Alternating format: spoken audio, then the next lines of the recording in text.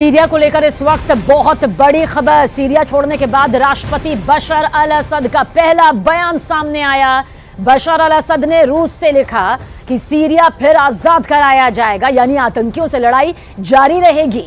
असद ने कहा कि वो 8 दिसंबर की सुबह तक दमिश्क में मौजूद थे, लेकिन दमिश्क पर आतंकियों के कब्जे का खतरा बढ़ता गया और फिर रूस ने उनको वहां से सुरक्षित बाहर निकाला। ये पहले बयान जो है वो उनका सामने आया है। सीरिया का युद्ध लंबा चलेगा, इस बात की गारंटी बशर अल असद ने दे दी है। जुलानी भी तैयार है और बेन्यामिन नेतन्याहू के बाद अब ईरान ने भी बहुत बड़ी वार्निंग जारी की है। ईरान के कमांडर हुसैन सलामी ने कहा कि इजराइल को सीरिया की जमीन में दफन कर दिया जाएगा।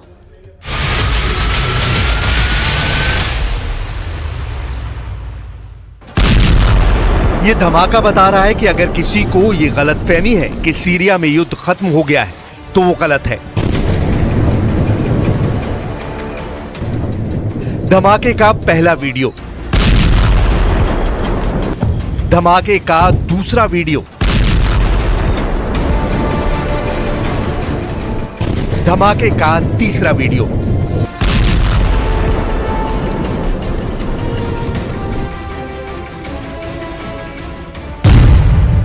ये धमाके सीरिया की राजधानी दमिश्क से 250 किलोमीटर दूर तारतूस में हुए। तारतूस वो जगह है जहां रूस के पास एक मिलिट्री अड्डा है।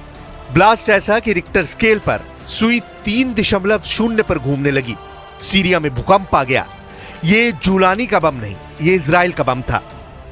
इस बम ने सीरिया के एक मिलिट्री अड्डे को तबाह कर दिया। इस हमले को सीरिया में पिछले 1 दशक का सबसे बड़ा धमाका बताया जा रहा है और इस धमाके को देखकर ईरान के जनरल की एक बड़ी वार्निंग आई है। ईरान के सर्वोच्च नेता अली खामनेई के जनरल हुसैन सलामी ने कहा है कि इजराइल को सीरिया में दफन कर देंगे।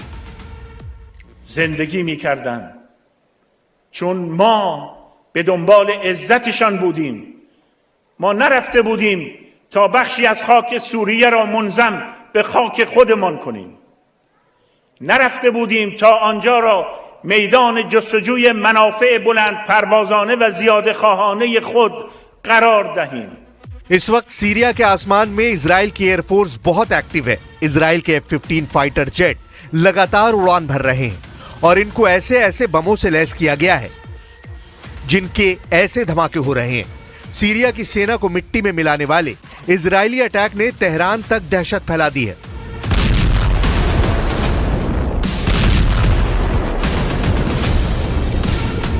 इन हमलों पर जुलानी की भी मोहर लग चुकी है, क्योंकि जुलानी ने ना तो इसका विरोध किया है और ना ही इजराइल से युद्ध करने की ख्वाहिश जाहिर की है, बल्कि ईरान और हिजबुल्लाह को अपना बड़ा दुश्मन बता दिया है। خوفات عندهم ان شاء الله البلد رح تنبني. خوف كان من وجود النظام. النظام اليوم زاد الحمد لله. بالعكس البلد رايحه للاعمار ان شاء الله. وراح الاستقرار الطويل. تعبت سوريا من الحرب. فهي مو جاهزه ابدا لتدخل في الحروب ولا ناويه تدخل في الحروب اطلاقا. بالعكس مصدر الطلب كان فيها هو تواجد ميليشيات ايرانيه وميليشيات حزب الله ووجود النظام نفسه اللي قام بالانجاز اللي شايفينه اليوم.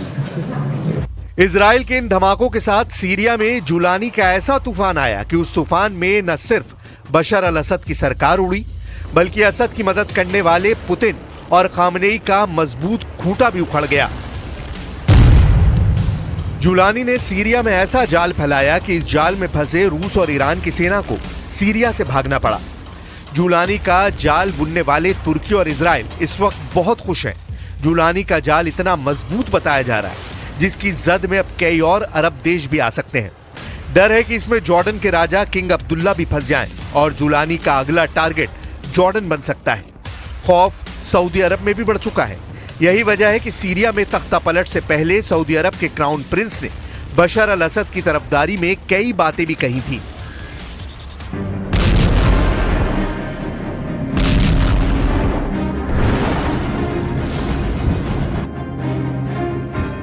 جستجوی منافع بلند پروازانه و زیاده خواهانه خود قرار دهیم ما رفته بودیم تا اجازه ندهیم عزت مسلمانان تخریب شود. به محض اینکه نظام سوریه سقوط کرد دیدید چه اتفاقات ناگواری در حال رخ. सवाल ईरान पर भी है कि आखिर जिस ऑपरेशन ट्रू प्रॉमिस को दोहराने की वो बार बार वार्निंग दे रहा था, उसका क्या हुआ?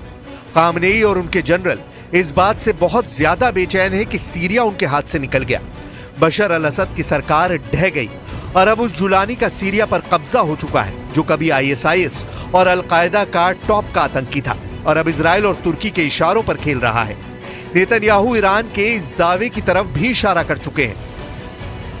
बेंयामिन नेतन्याहू दो बात कह चुके हैं। पहली ये कि इजराइल अब जुलानी की सरकार के साथ संबंध बनाना चाहता है और दूसरी बात ये कि बशर अल असद की सरकार इसलिए गिरी क्योंकि इजराइल ने हिजबुल्ला और ईरान के खिलाफ एक्शन लिया।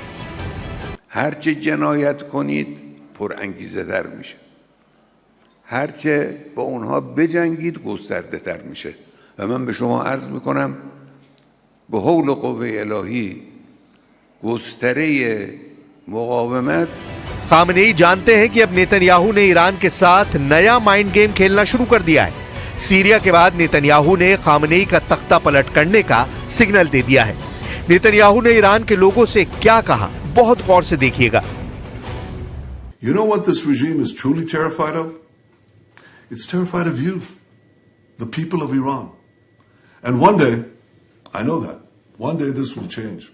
One day Iran will be free. Netanyahu की इसी बात ने ईरान में ट्रिगर दबा दिया है। खामनेई अपने जनरलों और सलाहकारों के साथ लगातार मीटिंग कर रहे हैं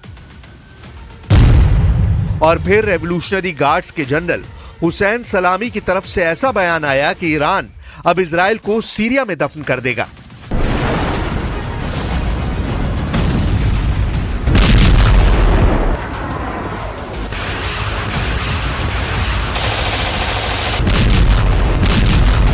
वैसे इस वक्त पश्चिम एशिया की एक तस्वीर ये भी है।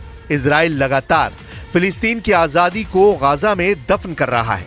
खंडर बन चुका गाजा लगातार सैकड़ों इंसानों की मौत का गवाह बन रहा है। लाखों लोग भूख से परेशान हैं। गाजा में अंतर्राष्ट्रीय मदद पहुंचना मुश्किल हो गई है। गाजा में जारी हुए ताजा आंकड़े बताते हैं कि अब तक इजराइल की बमबारी में 45,000 लोगों की मौत हो चुकी है। वहीं गाजा में अब तक 1,07,000 लोग घायल हो चुके हैं। इन दोनों आंकड़ों में महिलाओं और बच्चों की तादाद आधे से ज्यादा है।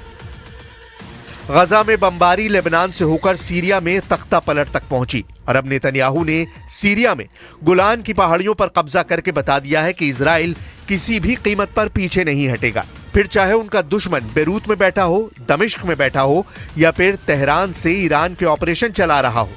इसीलिए तारतूस का धमाका बहुत खतरनाक बताया जा रहा है। इस धमाके ने सीरिया में भूकंप ला दिया, लेकिन इसके बड़े बड़े झटके अब तेहरान से लेकर अम्मान और बगदाद से लेकर रियाद तक महसूस किए जा रहे हैं।